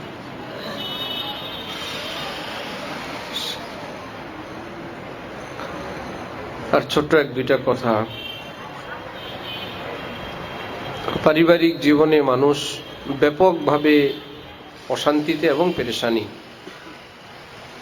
আল্লাহ পাক রব্বুল আলামিন তার রাসূল সাল্লাল্লাহু আলাইহি ওয়াসাল্লাম স্ত্রীদের নিকট স্বামীদের মর্যাদা এতটা পেশ করলেন, নবীজি বলেন পৃথিবীর কোনো মানুষকে সেজদা করা জায়েজ থাকলে পৃথিবীর স্ত্রীদেরকে আমরা হুকুম করতাম তারা যেন নিজ নিজ স্বামীকে সেজদা করে। অনেক বড় কথা। এজন্য স্বামী তিনি অভিভাবক, অনেক মান্যবর, তিনি অনেক মর্যাদাবান, অনেক সম্মানিত স্ত্রীর নিকট। মুরব্বী তিনি যদি রাগে কোনো কথা বেশিও বলেন, এমনকি একটু সীমা লঙ্ঘনও করেন, সন্তান যেরকম তার কাজ মাথা নিচু করে সেটা মেনে নেওয়া, এটাই আদব, এতেই শান্তি। হ্যাঁ, অভিভাবক নিজেই টের পাবেন আমি আসলে সীমা লঙ্ঘন করে ফেলছি, নিজেই একটু পরে লজ্জিত হন। কিন্তু সন্তান মুখে মুখে কথা বললে তখন আর লজ্জিত হবে না। মানুষ তো বিবেক তো আছে। এই জন্য মা বোনরা, যে আল্লাহ পাক আপনাকে যেই ঘরে নিয়ে গেছেন কিংবা যাবেন, সেই অভিভাবকের প্রতি আপনার এই সম্মান বোধটুকুন আপনার জীবনের সুখের জন্য অনেক মস্ত বড় কারণ। এবং স্বামী স্ত্রীর সুখের জীবনের জন্য উভয়ের দিনদার হওয়া হইল বুনিয়াদ। যেই জানবে আমার সঙ্গী সে একজন দিনদার পরহেজগার, যে কোনো পাপের পথ থেকে সে শতভাগ মুক্ত। স্বামী যদি অনুভব করেন স্ত্রীর ব্যাপারে, স্ত্রী যদি জানেন স্বামীর ব্যাপারে, এটাই তার জীবনের সবচেয়ে বড় সুখ, এটাই বড় শান্তি। এটা তো আল্লাহর দিন। এই জন্য বদ্দিনের পথ থেকে উভয়ে দূরে থাকা এটা আমাদের কর্তব্য, এবং আস্থা অর্জন করা এটাও আমাদের কর্তব্য। পাশাপাশি যেই নারীদেরকে আল্লাহ পাক স্ত্রী হিসাবে স্বামীদের ঘরে পাঠাইলেন, আল্লাহ উভয়ের সৃষ্টিকর্তা, আল্লাহ জানেন পুরুষরা কেমন, আল্লাহ জানেন নারীরা কেমন। কোরআনে পাকে আল্লাহ পাক হুকুম করেন ওয়াশিরুহুন্না বিল মারুফ, আমার বান্দীদের প্রতি সদাচার, ক্ষমা এবং উদারতা ইত্যাদি করার জন্য আমি আল্লাহ তোমাদের কাছে সুপারিশ করতেছি। পৃথিবীর স্বামীদের কাছে আল্লাহ নিজে সুপারিশ করলেন যে আমার বান্দীদের প্রতি তোমরা সদয় থাকবে, ক্ষমা করবে। কারণ তাদের অনেক ক্ষেত্রেই দেখা যায় পুরুষের তুলনায় বিদ্যা বুদ্ধি কম, অভিজ্ঞতা কম। এই পৃথিবীতে হাজার ঘটনা আমাদের চোখের সামনে হওয়াতে আমাদের যে অভিজ্ঞতা সেটা তাদের নেই। সেই রকম তারা 24 ঘন্টা ঘরের মধ্যে হাজারো রকমের খেদমত সেবা যত্ন করতেই থাকেন। সেটার প্রতিও একটু শ্রদ্ধাশীল থাকা চাই পুরুষ মানুষের, যে সেই কাজগুলো যদি আমার ভাগে আসতো, সেই সকালবেলায় ঘর ঝাড়ু দেওয়া থেকে নিয়ে রাতের বেলা ঘুমানো পর্যন্ত একদিনের ডিউটি যদি কোনো পুরুষ মানুষের দায়িত্বে আসে, এরকম এই মানুষগুলো তো সারা বছর এই কাজগুলো করে যাচ্ছেন। সে যদি একটু ভুল বিচ্যুতি করে, কোরআনে পাকে আল্লাহ পাক নবীকে বলছেন ফাফু আনহুম ওয়াসফাহ, আপনার শিষ্য সাহাবীদেরকে আপনি ক্ষমা করে দেন। প্রত্যেকটা বিষয় আপনি চুলচেরা ব্যাখ্যা করতে যাবেন না, আপনি না দেখার ভান করেন, ক্ষমাসুলভ দৃষ্টিতে দেখেন। এই জন্য স্ত্রীদেরকেও ক্ষমা করা এবং তাদেরকে ছাড় দেওয়া, দিনের ভিতরে থেকে যেন তারা দিনদার হয়, এটাও ইসলামের এক মস্ত বড় শিক্ষা। হযরত থানবী রহমতুল্লাহ আলাইহি বলতেন যে ভাইয়েরা, যে নিজের স্ত্রীকে মাসে মাসে একটু ভাতা দাও, 100 টাকাই দাও, 500 টাকা দাও, 1000 টাকা দাও, জীবনে আর কোনো হিসাব নিবা না, এই টাকা তাকে গিফট। হোটেল রেস্তোরাঁ আমরা খাবার পরে একটু ভালো হোক আর মন্দ হোক, সেই হোটেলের কর্মচারীকে 20-50 টাকা এমনিতেই গিফট করে আসি, অথচ সে রান্না করে নেই। সে কাটাকুটা কিছুই করে নাই, সব তৈরি করা একটা খাবার একটা প্লেটে করে আপনার সামনে পরিবেশন করলেন, এইটুকুনের কারণে আপনি তাকে 20-50 টাকা গিফট করলেন। আপনার যেই রমণী আমার মা কিংবা বোন, সেই বছরকে বছর যুগ যুগ ধরে সেই কাটাকুটা থেকে রান্না করা পরিবেশন, একদিনও মুখ থেকে একটু সুক্রিয়াও আসলো না, তার জন্য 50 টাকা 100 টাকা গিফটও আসলো না। এটা অমানবিকতা, এটা জুলুম, এটা অত্যাচার। এই জন্য সুখের জীবন সবাই চায়, কিন্তু সুখের পথে চলে না। আল্লাহ আমাদেরকে সেই পথে চলারও তৌফিক দান করেন। আলহামদুলিল্লাহ রাব্বিল আলামিন, আসসালাতু ওয়াসসালামু আলা রাসূলিহিল কারীম। اللهم صل على محمد وعلى آل محمد وبارك وسلم. ربنا ظلمنا أنفسنا وإن لم تغفر لنا وترحمنا لنكونن من الخاسرين. ربنا آتنا في الدنيا حسنة وفي الآخرة حسنة وقنا عذاب النار. يا الله يا رحمن يا رحيم. আয় আল্লাহ আমাদেরকে মাফ ফরমান, আয় আল্লাহ আমাদের জীবনের সব গুনাহ মাফ করে দেন। আল্লাহ আমাদেরকে প্রকৃত মুমিন হওয়ার তৌফিক দান করেন। যার যেখানে ত্রুটি বিচ্যুতি, আল্লাহ তওবা করার তৌফিক দান করেন। আয় আল্লাহ আমাদের কাছে বন্দিগি মিঠা বানায় দেন। আয় আল্লাহ পাপাচার আমাদের কাছে তিক্ত বানায় দেন। আমাদের মাঝে গুনার মাঝে আসমান জমিনের দূরত্ব সৃষ্টি করে দেন। আয় আল্লাহ আখিরি যুগ, চতুর্দিকে গুনার সয়লাভ, এর মধ্যে আমাদেরকে ঈমান নিয়ে বাঁচা সহজ করে দেন। হালাল রুজিতে বরকত দান করেন, ঋণ থেকে মুক্তি দান করেন। আল্লাহ সবাইকে সুস্থতার জিন্দেগি দান করেন। আমাদের আপনজন প্রিয়জনদেরকে মাফ করে দেন। মা বাবা দাদা দাদি নানা নানিকে মাফ করে দেন। যারা মুর্দা যারা জিন্দা সকলকে মাফ করে দেন। আল্লাহ সারা পৃথিবীর মুসলমান ভাই বোনদেরকে মাফ ফরমান। যারা যে কোনো নামে দ্বীনের খেদমত করেন কবুল ফরমান। মসজিদ মাদ্রাসাগুলো কবুল ফরমান। দ্বীনের মার্কাজগুলো আপনি হেফাজত করেন। আয় আল্লাহ এখানের পরিচালক, শিক্ষক, ছাত্র, অভিভাবক সকলকে কবুল ফরমান। আয় আল্লাহ সকলকে দ্বীনের খেদমতকে তাদের নাজাতের উসিলা হিসেবে কবুল ফরমান। আল্লাহ মাদ্রাসা জামালে নূরকে কবুল ফরমান। আয় আল্লাহর প্রতিষ্ঠাতা, শিক্ষক, অভিভাবক, পরিচালক, ছাত্র, এলাকাবাসী সকলকে কবুল ফরমান। আয় আল্লাহ এখান থেকে আল্লাহ ওয়ালা হওয়ার মতন পরিবেশ আপনি কায়েম করে দেন। আয় আল্লাহ যুগ শ্রেষ্ঠ ওলি আলেম বুজুর্গান দ্বীন এখান থেকে আপনি পয়দা করে দেন। ছাত্রদেরকে পড়ালেখায় মনোযোগী করে দেন। গুনার রাস্তা থেকে দূরে থাকার তৌফিক দান করেন। আয় আল্লাহ আমাদের আসাতিজায়ে কেরাম যারা যেখানেই করেন দ্বীনের খেদমত, আয় আল্লাহ মাদ্রাসা থেকে তাদের যে খেদমত করা হয়, মাসিক ভাতা প্রদান করা হয়, মাওলা আয় আল্লাহ খুবই অতি সামান্য, আপনি তাদেরকে ইজ্জতের সঙ্গে জীবন যাপনের ব্যবস্থা করে দেন। আয় আল্লাহ পৃথিবীর কারো কাছে হাত পেতে বেইজ্জত হওয়া থেকে হেফাজত করেন। আয় আল্লাহ আপনি তাদের জিম্মাদার হয়ে যান।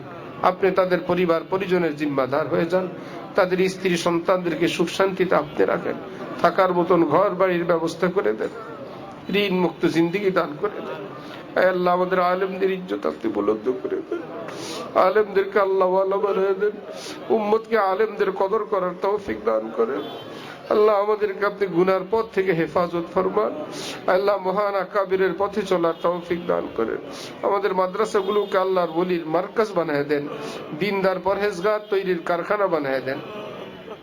দেশ জাতির উম্মতের অভিভাবক আল্লাহ হওয়ার মতন আলিম আপনি পয়দা করে দেন। আল্লাহ ওলামা হযরত যারা আছেন তাদের হায়াতে বরকত দান করেন। সারা পৃথিবীর মুসলমানরা যে যেখানে আছেন তাদের হায়াতে বরকত দান করেন, রিজকে বরকত দান করেন। মুসলিম শাসক বিন্দুর উপর রহমত দান করেন। মুসলিম রাষ্ট্রগুলোকে আপনি হেফাজত ফরমান। কাফের মুশরিকদের দেখা অদেখা, জানা অজানা সব ষড়যন্ত্র থেকে আপনি রক্ষা করেন। আয় আল্লাহ মুসলমানদেরকে ঐক্যবদ্ধ হওয়ার তৌফিক দেন। আল্লাহ ফিলিস্তিনকে আপনি রক্ষা করেন। আয় আল্লাহ ফিলিস্তিন ভূখণ্ডকে আপনি রক্ষা করেন। আয় আল্লাহ ফিলিস্তিনের ক্ষত বিক্ষত এই মানুষগুলো, আয় আল্লাহ ধ্বংসস্তূপ গাজা, আয় আল্লাহ রাফা আপনি রক্ষা করেন। আয় আল্লাহ পৃথিবীর মানুষগুলোকে জাগ্রত হবার তৌফিক দেন। আয় আল্লাহ জালিমদেরকে আপনি স্তব্ধ করে দেন।